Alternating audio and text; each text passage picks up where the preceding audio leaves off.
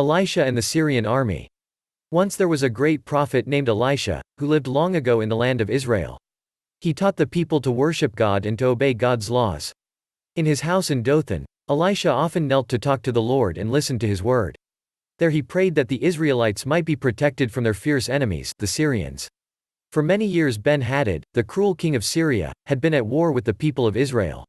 Now he planned a surprise attack which he hoped would crush them once and for all. With his mighty, well-equipped army ready to fight, he was sure that this time they could wipe out Israel's army. He called the captains of his army together and they carefully planned where they would camp and how they would trap the unsuspecting Israelite army. King Ben-Hadad warned his men that not a word must leak out. The whole success of their plan depended on secrecy and a surprise attack. While the Syrians secretly plotted, Elisha stood quietly by the window of his house. Then he called his servant, and said to him, "Go at once to our king and warn him that the king of Syria is planning a surprise attack on our army." Elisha was able to explain just where the Syrians would be lying in wait, for God had told his prophet Elisha of the Syrian plans. The young servant raced down the long, dusty road from Dothan to Samaria with the message for the king of Israel. He was allowed to see the king as soon as he arrived, because the king knew Elisha was a true prophet of God. And when the servant told him about the Syrian plot, the king sent orders to the captains of his army. In the meantime, the Syrian army reached the place where they planned to hide. They moved cautiously as they hid among the shrubs and trees. They thought that soon the king and the army of Israel would pass by. But they waited, and nothing happened.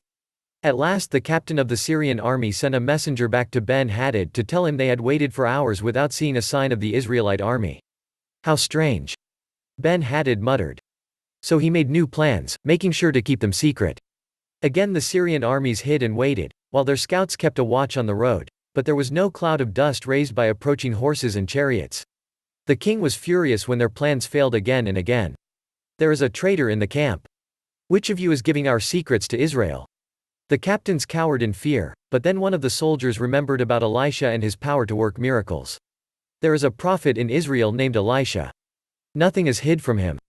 He knows everything that's going on, even before it happens."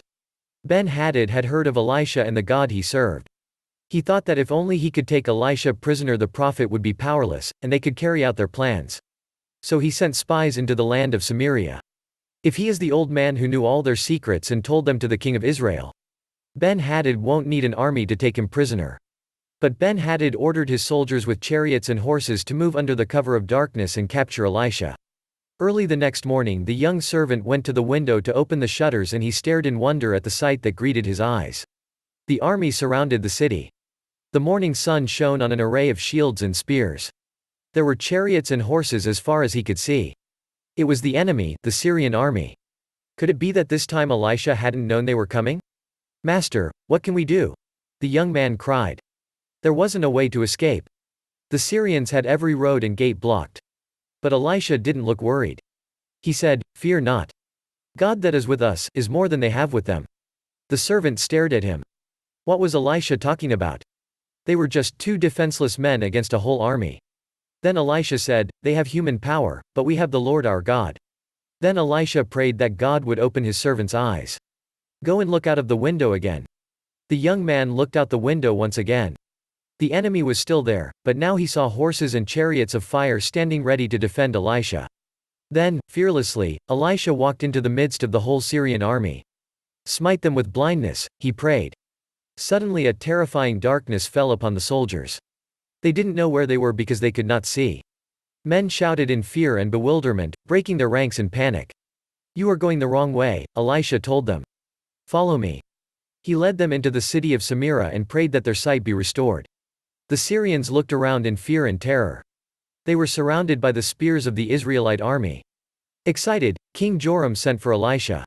What an opportunity! The whole Syrian army were his prisoners. But he didn't dare act without the prophet's consent. "Shall we kill them?" he asked. But Elisha would not permit the Syrian prisoners to be killed. Instead, he told King Joram to feed the enemy soldiers, and a great feast was set before them. And when they were rested they were sent back to King Ben-Hadad, so that he would come to know about the power, wisdom, and mercy of God. The young servant also learned a lesson that day. He discovered that the angel of the Lord protects those who love God and delivers them. As we see the faith that Elisha had in the Lord, and his unfailing confidence in God's power, we should remember that God never changes. He is able to protect us today as he did yesterday. We should never be afraid, for the Bible says, "If God be for us, who can be against us?" If you like this video, give it a thumbs up. Share and leave a comment. Subscribe.